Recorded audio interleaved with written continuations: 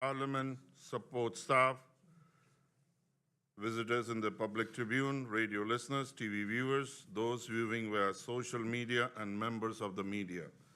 Welcome to the continuation of this Central Committee meeting number 13 of today, Wednesday, April 5th, 2023. We have established a quorum of 10 members. Please stand for a moment of silence.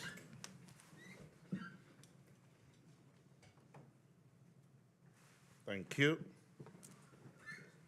I have received notice of absence from the following member, MP Peterson. Notifications. Are there any other notifications?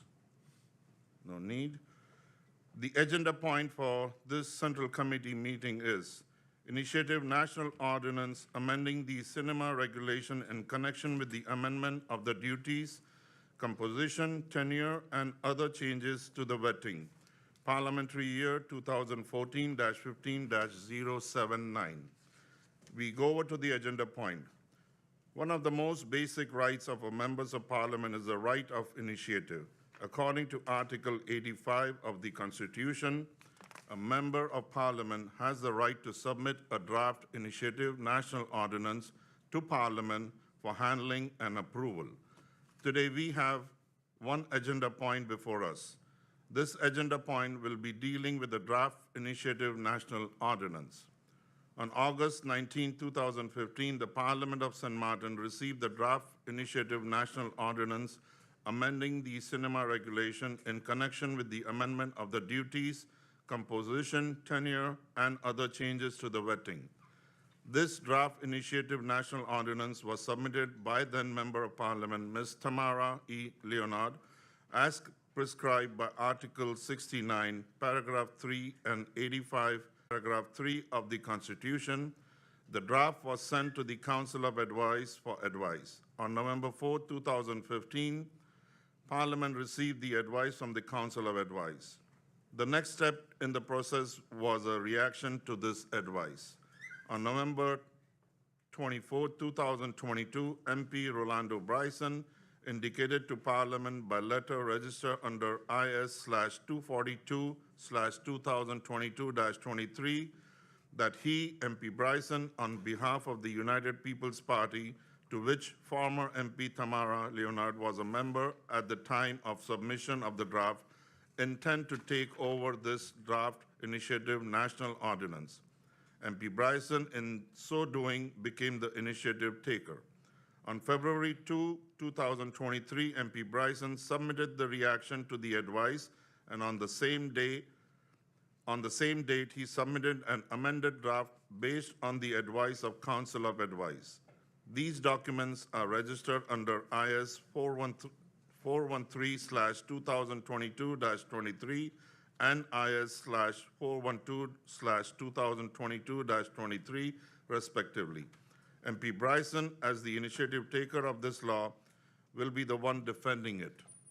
Today's meeting is the continuation of the meeting, which was adjourned on February 24, 2023, during which MP Bryson, the initiative taker, gave a presentation on the amendment to the draft cinema ordinance, and members of Parliament were given the opportunity to pose questions to MP Bryson, the initiative taker. The meeting was then adjourned to allow MP Bryson, the initiative taker, time to prepare the answers to the questions posed. It is good to note that the continuation of this meeting was initially scheduled for March 8, 2023, but was postponed upon request of the initiator, MP Bryson. Hence today, this continuation.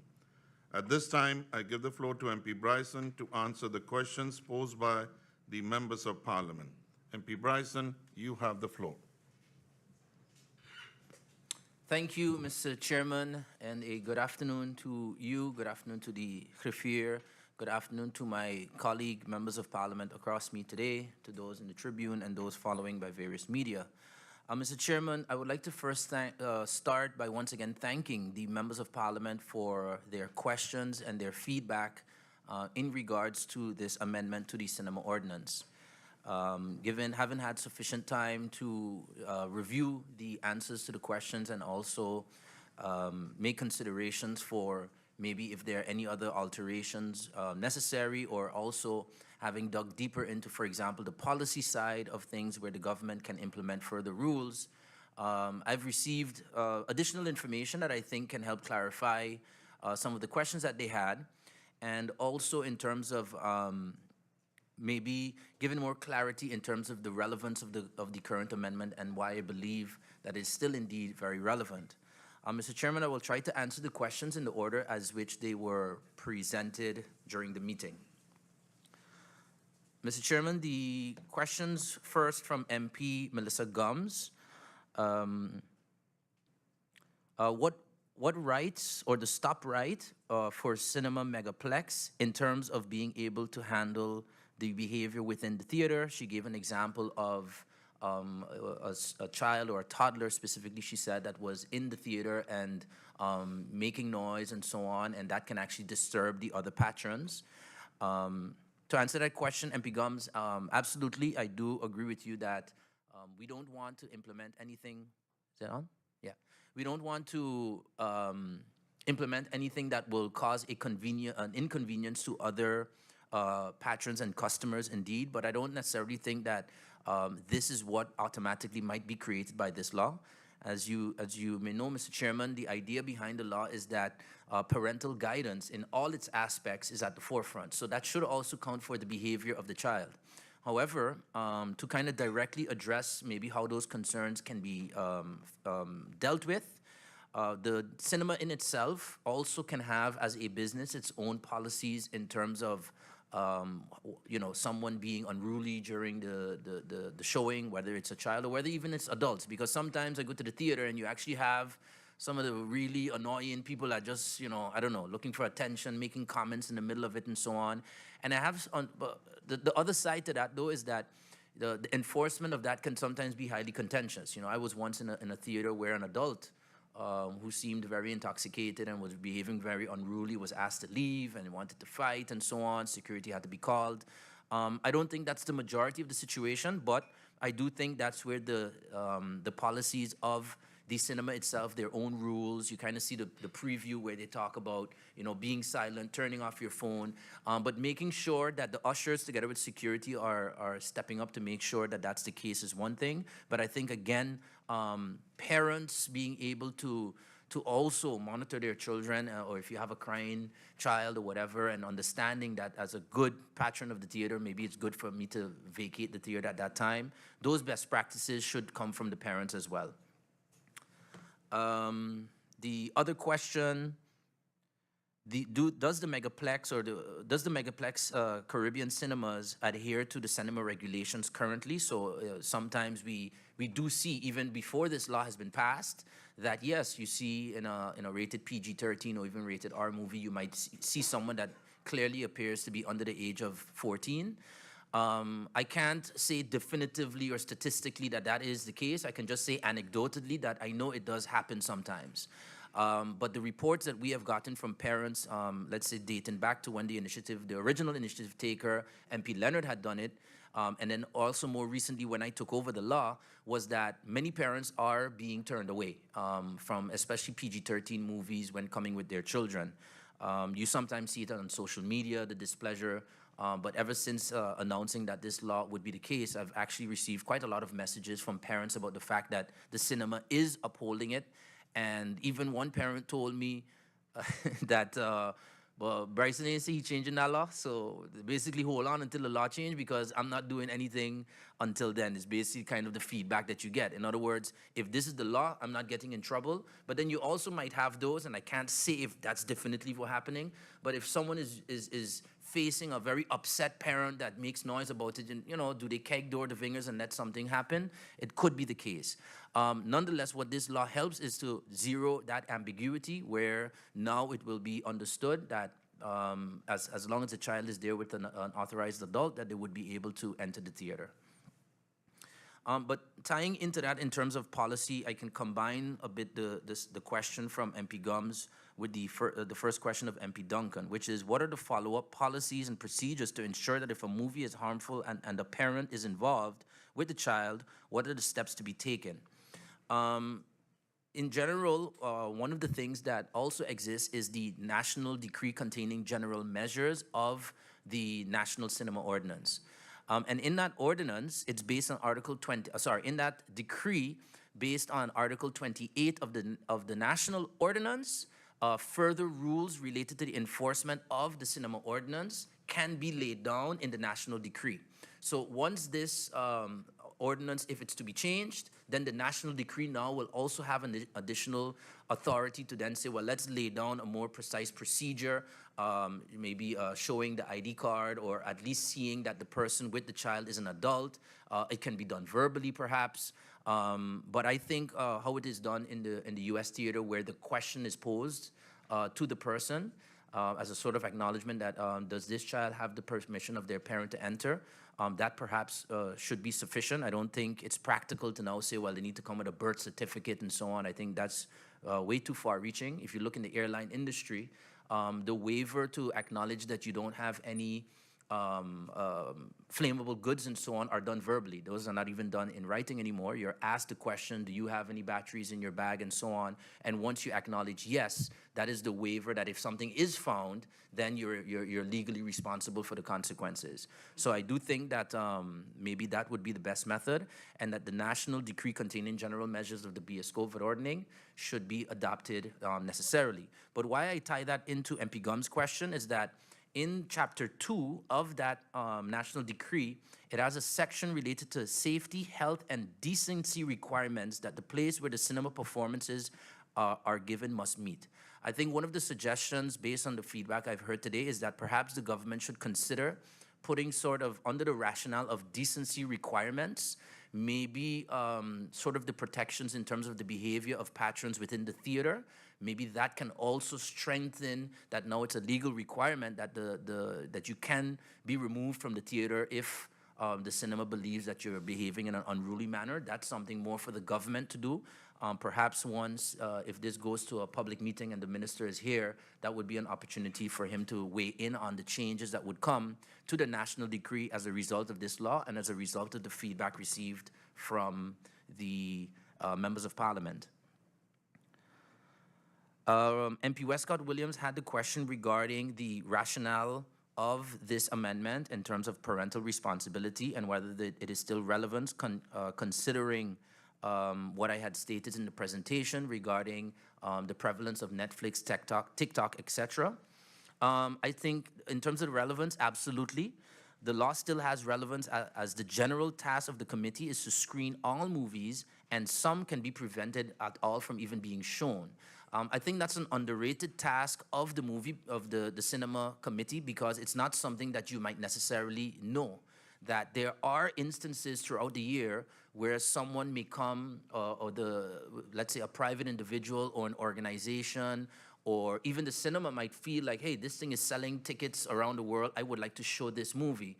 But perhaps if the cinema committee finds it to be, obviously built on xenophobia, hate crimes, anti-Semitism, conspiracy theory documentaries, those type of things that might sell tickets, but the committee actually feels like, no, that is not in the interest of being shown to the public in the cinemas.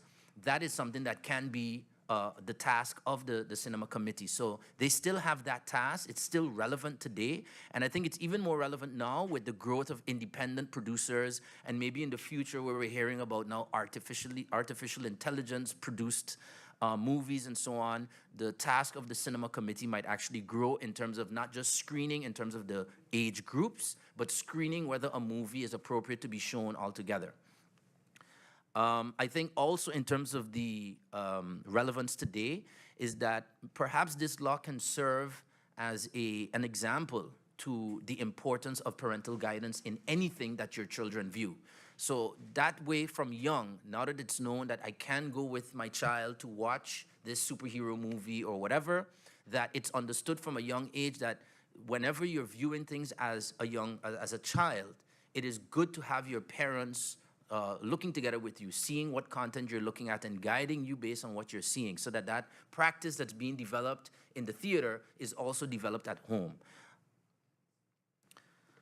The other question from MP Westcott Williams was regarding any concrete data or information on research done prior to the cinema ordinance. I can't say data in terms of statistics. That is not something that either the original initiative taker, MP Leonard, or myself have. A lot of it was originally based on, and this is dating back to 2014, 2015 parliamentary year, where MP Leonard really sat with parents or groups and really got the feedback from them, which she included in the toelichting of the law. My task was then to kind of follow up in terms of the relevance today, if those groups still, let me say groups, let's say if certain parents still feel that way, and at least on the anecdotal evidence I was able to get, that many parents still feel disappointed about the fact that, you know, they get turned back from the movie to watch, from the theaters, from being able to watch these movies with their children. So the data part is an interesting topic brought up by MP Westcott Williams, however, because I do think it would be the task of the Ministry of ECYS, in particular perhaps the Department of Youth, to do surveys, to understand the viewing habits, the parents' involvement in what children view. How often do you check what your children are viewing on social media? I think that data, perhaps maybe not is the scope of me as an initiative taker to get, but it would be an interesting suggestion for the government of St. Martin via our Department of Youth, or maybe even our Department of Culture, to start to gather these sort of statistics so that we have information on what the parenting guidelines are within our country at this time.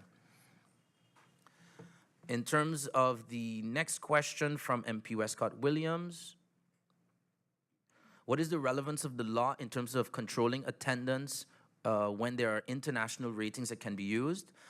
Indeed, that is something that I looked at carefully. Should we just use the international standard of PG, PG-13, and R, and just call it a day? So basically, if that rating is there, we just follow that rating. Considering that I think the cinema committee should still exist, and being that they will be screening movies anyway, I thought it good to still keep the vision of the original plan from MP Leonard to say, okay, we can keep the similar rating system that we have in our law, but just make it that, just like in the international standard where it is based on parental guidance for both for PG-13, PG, and R movies, it is restricted unless parental guidance. PG-13 means parental guidance over the age of 13, and PG actually means it would be nice if there is some parental guidance. The law now is still in line with that. It just doesn't call it PG-13, PG, etc.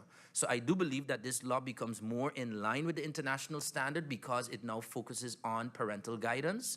But no, we don't use it explicitly based on what the international terms are. So we're not using PG-13, we just have the group. And now the group would be mirroring more or less what the international standard is, because we've added the fact that with parental guidance, you can view the movie. So I think de facto, we've gotten closer to the international standard, in my opinion. The next question, share some insight of the controlling implementation and how does it work on the ground level. So this is a similar question as in terms of how would this actually work. I believe that this can be done, first of all, if necessary, and I would recommend that an adjustment or an article added to the Cinema National Decree, where it is stated that in accordance with the new amended articles, that parents or any adult entering with a parent should acknowledge that they are either the parent or have the permission from the parent to view this movie with the child. I think it would be overly complicated if we try to find a deeper system of, I guess you would have to go down to birth certificates and so on. I don't know of any theater that handles parental guidance that way. In my experience personally, and based on what I was able to research online, this is done verbally. So a sort of verbal waiver and acknowledgement by the adult that they are the responsible party given permission from the parents to be able to view the movie. Going next to the questions from MP Grisha Heilige Martin. What guarantee do we have that the cinema will not increase their ticket prices? That was a very good question, Mr. Chairman, because indeed, we don't have any guarantee. We don't have any guarantee today, even without this law, that the cinema would raise their prices based on inflation or whatever. As far as I know, maybe it does exist, but I haven't been able to find any regulation or price control in terms of the the movie. For sure, it's not within the cinema ordinance. But just to put some context to understand that while this is bringing significant total income to the government, it is not, let's say, per ticket a very high price. Because, for example, with a movie being able to be played 100 times per month at the current cost of 100 guilders, that would be about 10 cents per ticket, 10 guilder cents per ticket. With the increase, it would now be 17.5 guilder cents per movie ticket. So that is an increase per movie ticket of 7.5 cents. If the movie theater was to come up and say, as a result of this law, we are going to increase our prices by $1, personally, I would find that very disingenuous because the math does not show that. And that is based on a movie that only plays 100 times per month. But very popular movies sometimes can be played, not 100 times per month, but 100 times per the lifespan of the movie, let's call it that. But very, very popular movies can sometimes be in the theater for 2 months and be displayed 200 to 300 times perhaps. So it's really based on how often the movie is viewed, because the pricing system is based on a per showing of the actual movie. And then the next question ties into another question from MP Westcott Williams, which I wanted to answer together, which was about the pricing. Why would there not be a change to the pricing system? In my opinion, being that there's one movie theater and being that the administration of the government is already set up to easily handle what is being charged and so on, I feel like there wasn't necessarily a need to change the system, because most of them tend to use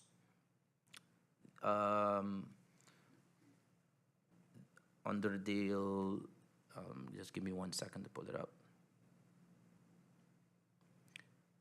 Yes, most of them tend to use the existing number, which is under Article 7D, under Article C, and then paragraph C under that, or lit C under that, which is the 100 guilders per month, because that's a flat fee for as many showings as possible. So really, although the list might be there, I think also what's interesting is that when you have local movies that are viewed, let's say maybe up to 10 times, they might choose the lower fee, which is 3 performances per week per month, which is 12 guilders and 50 cents. So for those that want to get involved in local movie productions, we still keep the option there for them to use, instead of the 100 guilder fee, they use the Article B fee, which is 12.50. So there is some merit to the current system. What we've done is just increase the price by 75%.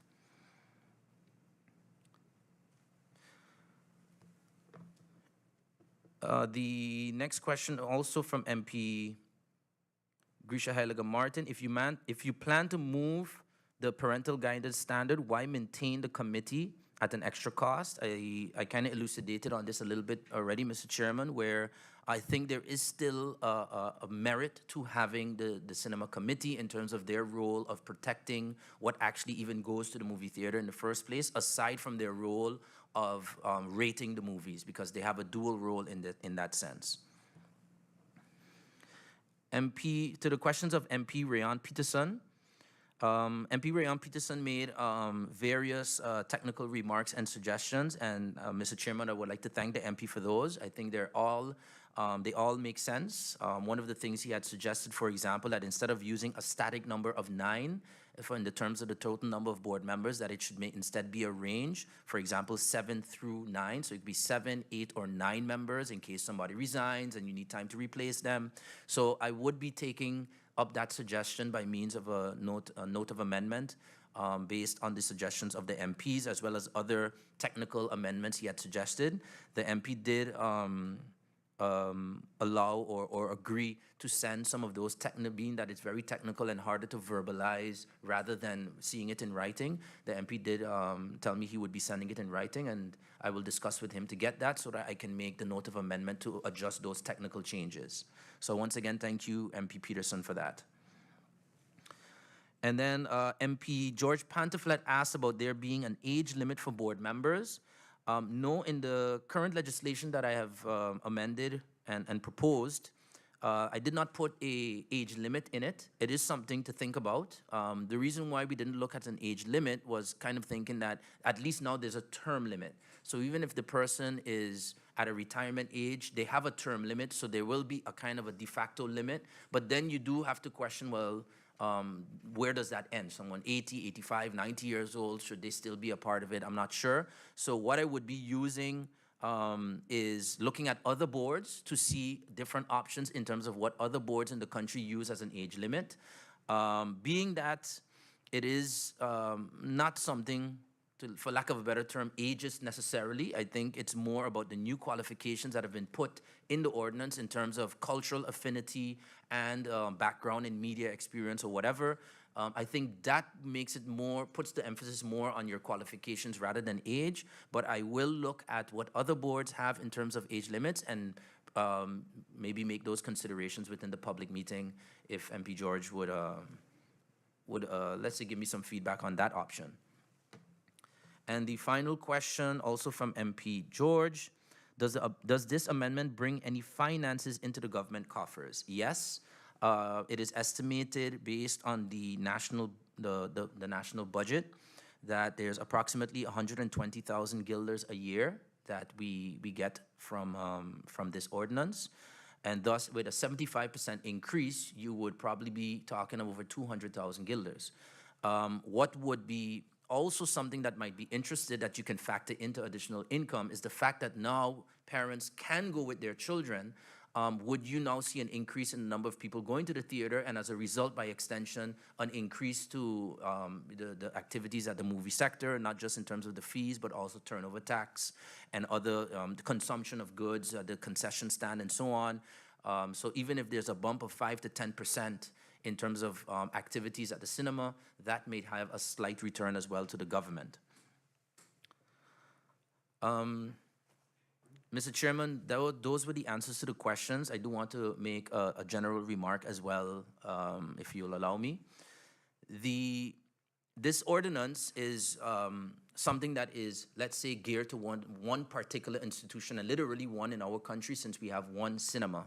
However, I do think, and when I looked at it and picked it up, I saw it as similar to whether it's you're dealing with banking laws or larger institutions like bank or situations like Mullet Bay or UTS, any of those legislation I work on, I look at it as a part of a puzzle. In the budget debate, we saw, and I posed various questions about what are we doing with the Initiatieflandsverordening, all of these different outdated fees, and I say outdated because based on inflation, they are outdated. Here we have one that also dates back to 1968, and we're now finding a 75% increase. Let's say if it's able to bring an additional 100,000 or 150,000 guilders to the country, it makes me think back during the budget debate where we were scrambling to find 50,000 guilders for dance and 50,000 guilders for bop and so on. Imagine if we can find 10, 15 of these type of examples in the country. Now you're suddenly talking 1.5 to 2 million guilders that you're bringing extra to the country. So there's two components to this law that I enjoy. I enjoy the fact that it is bringing the focus on parental responsibility to what our children view, but I also like the fact that it is it is time that even within Parliament ourselves, we start to look at these outdated fees and see if there is merit to increase them without causing a huge increase in the country generally in terms of pricing. But I would continue to look at this type of law. And over the next few months, I have various laws that are at the Council of Advice or have been to the Council of Advice. For example, the noise pollution and opening times law, where that advice was received and those changes are being made. I just say that to say that I hope that between the government and the Parliament, we really look at these type of fees and we really look at these quick wins within our legislation that can have, although small impact as an individual law, the collective group of all these laws that we change can probably have major impact in our country. So once again, to the members of Parliament, through you, Mr. Chairman, thank you for your feedback. I look forward to any additional questions or comments. And thank you, Mr. Chairman. Thank you, MP Bryson. I see there's additional need for deliberations on this draft ordinance, and I see MP Sarah Westcott-Williams. MP Westcott-Williams, you have the floor. Thank you, Mr. Chairman, and a good afternoon to you and to my colleagues, of course, our support staff, to all tuned into this meeting this afternoon, and a good afternoon to the colleague who is sitting on the other side of the aisle defending a draft initiative law. I thank him, MP Bryson, for the responses provided, and have a few additional questions. In fact, there were three, but one has been answered by the question of, I believe it was MP Grisha Heiliger Martin. Yes, indeed, and that was the one about the potential increase in ticket prices because of this increase in cost for the movie theater in this case, but the MP answered that. So then, Mr. Chairman, I want to go to the question regarding the overall financial picture of this particular initiative. As you know, it's recommended, strongly recommended, that legislation, draft legislation, has a financial paragraph. And the MP Bryson has given some ballpark figures in terms of what this legislation could mean, but it would be nice that this is put in the elucidation as a financial paragraph, because if I look at the current expenditure on the budget for the commission, it is estimated at 5,000 guilders. If I remember well, I remember bringing up the subject during the budget debate. That's one. In the elucidation to the budget, the Ministry of ECYS suggests a change in the, and now using their word, in the infrastructure of the entire control on the film. So the film keuringscommissie, let me use the word that they use, and that based on that, in 2024, we should have an increased income for the government.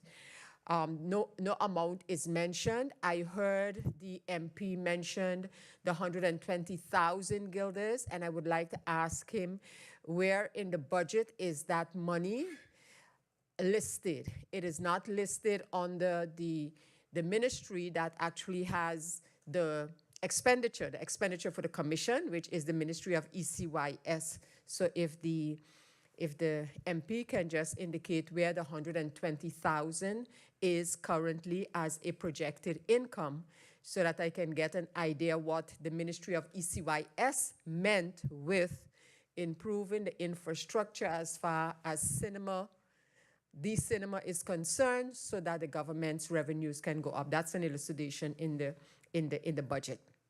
So and Mr. Chairman, by the way, this financial information, if available, if attainable, can be provided towards or for the public meeting. It's not as if we have to come back in CC for that, as far as I'm concerned.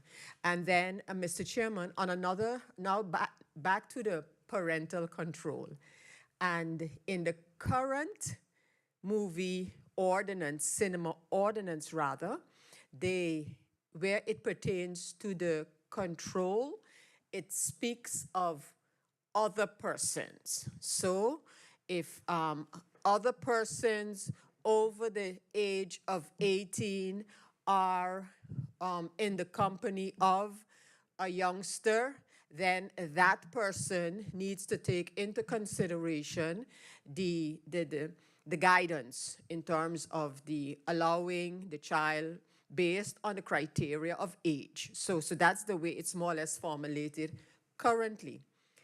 By changing it, which the proposal is, to the parental responsibility, which on its own I support that should be put with the parents. However, I wonder what it does. I heard, let me go back a moment, I heard MP Bryson say that any authorized person or a term to that effect was used in this context.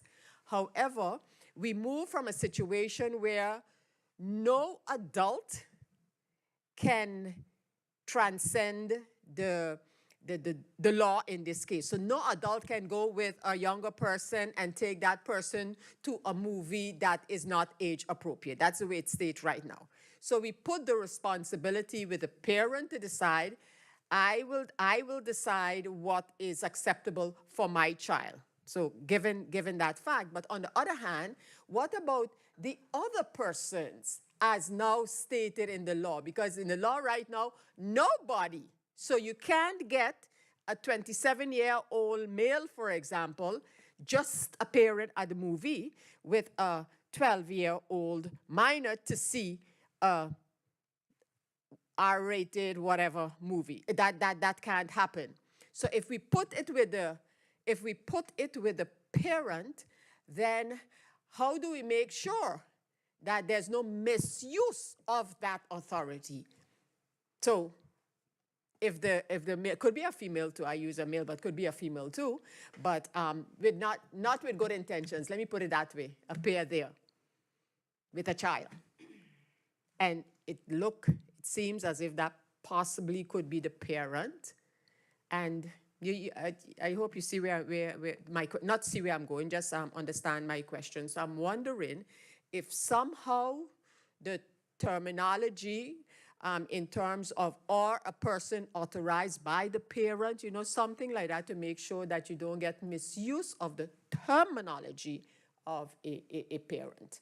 So that was just my comment. And again, I take it from the fact, I put it to the fact that currently in the cinema ordinance, it speaks of any person above the age of 18 who is accompanying, or who a child is accompanying, cannot take that child to a movie that is not appropriate for the age of that child or youngster. So yeah, so Mr. Chairman, those were actually the two comment/question that I had, and I thank you. Thank you, MP Sarah Westcott Williams. The next person I see is MP Solange Duncan.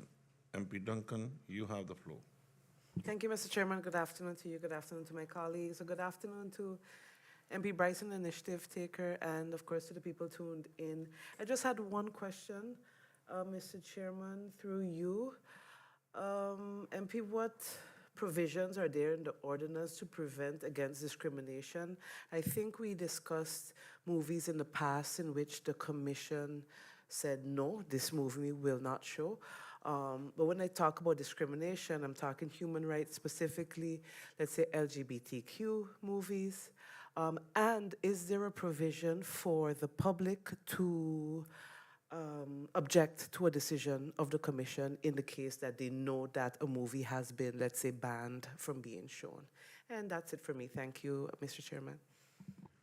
Thank you, MP Duncan. I don't see any more members need any questions, so I will look at my right. MP Bryson, are you ready to respond right away, or you need some adjournment? Right away? MP Bryson, you have the floor. Thank you, Mr. Chairman. I'm trying to take a page out of Minister Atley's book. Mr. Chairman, thank you once again for the questions of MP Westcott Williams, and happy that, and one of the reasons I'm actually able to answer immediately is because MP Westcott Williams did suggest and that this information in terms of the financial information, the specifics of it, can be sent to the members of parliament in writing prior to the public handling. I would appreciate that suggestion, Mr. Chairman, because then that would allow me to have the minister send that data in writing. Because yes, indeed, as was pointed out, in the budget, there is no further elucidation on the breakdown of it. In terms of where the funds are, that is also a challenge from our budgetary oversight. And in the work meeting with the minister, that's something I brought up, because that income is in a collective budget item and it's not itemized within our budget. So I think in future budgets, it should be itemized specifically rather than being in other income, I believe is where it's shown, that the specific amount should be categorized under ECYS as was suggested by MP Westcott Williams. That will maybe be something more for future budgets, but I would say on the record that I would support future budgets Not just for that item, but as much as possible, not lumping things under other income is probably not the best way to do it. For our oversight, even if it's a small amount, it should be listed so that we understand what we're spending and what we're paying. So through you, Mr. Chairman, to MP Westcott Williams, indeed, I will try to get that information via you, Mr. Chairman, from the minister. They can then send to Parliament, and that can form part of the discussion in the public meeting. The mention was made about the change of, in terms of change of infrastructure control and so on, and I too did notice that, and control of the committee. I think from what I understood is that that is in anticipation of this law, because I did send questions and have a work visit with the minister to understand what their position is on the law. So they are, of course, aware that this law is being handled. The minister would have to, correct me if I'm wrong, would also have to kind of give a position on behalf of the government on this cinema ordinance, although it is an initiative. So perhaps during that time, he would also be able to give those further elucidations. But from my understanding is that the government is anticipating that this law might be passing in Parliament. And indeed, it would make sense that if this law passes, then that means that in 2024, there will be an increase in income compared to 2023, because by the time we go through our ratification process and when the government starts to implement these new fees, you're probably going to collect, let's say, half the year the increase in fees in 2023, but you'll collect a full year in 2024. So I'm can't speak, let's say, on behalf of the government, but I'm just kind of using my own logic to see why there is an expected increase in 2024 versus 2023. That would be if this law passes, then I think that would be the logical reason why. But again, that would maybe serve the Parliament well to hear that from the minister as well. The other question regarding parental control, I think the suggestion from MP Westcott Williams is great. It's something I think I would look at.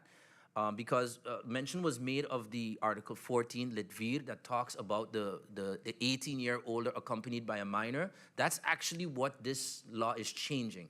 So it's changing that existing test that forbids it in its current sense, and is now changing it to where the parent, to paraphrase what the law says, that when you are accompanied by that parent, but now I would suggest, yes, indeed, make it authorized adult, which we explain what an authorized adult will be, permission from the parent, and the rules for that laid down by El Beham, for example. I'm just kind of spitballing it right now, but I will work it out before the public meeting so that it can be in writing in a nota if necessary.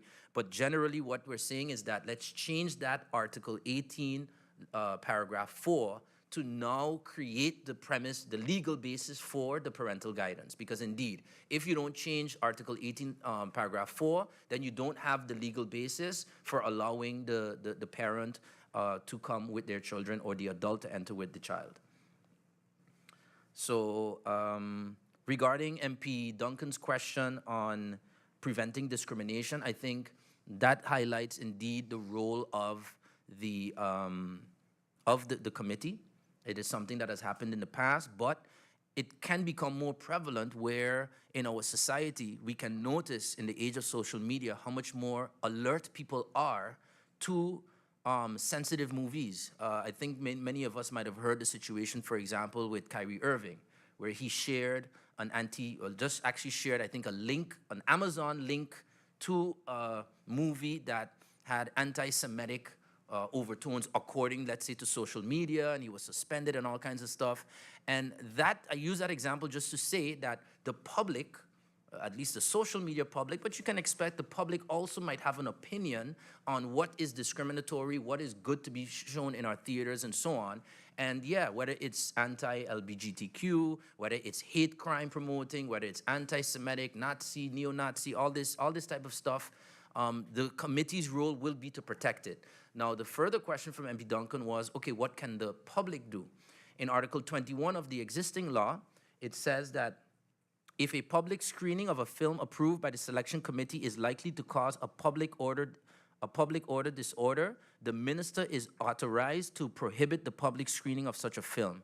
So what I think that article creates is an avenue for the public to then approach the minister and say, Minister, by means of a petition or letters or whatever, Minister, now you need to step in and prevent that film from being showed, and here's the reasons why. And then based on this article, the minister would then have to either maybe on advice of his department, the advice of the legal committee, maybe by meeting with the committee of cinema to find out, well, why did you still think this was appropriate? And then coming to a decision as to whether he would apply Article 21 or not. I remember there was a movie, I can't remember the name of the movie, where there was a lot of debate in society.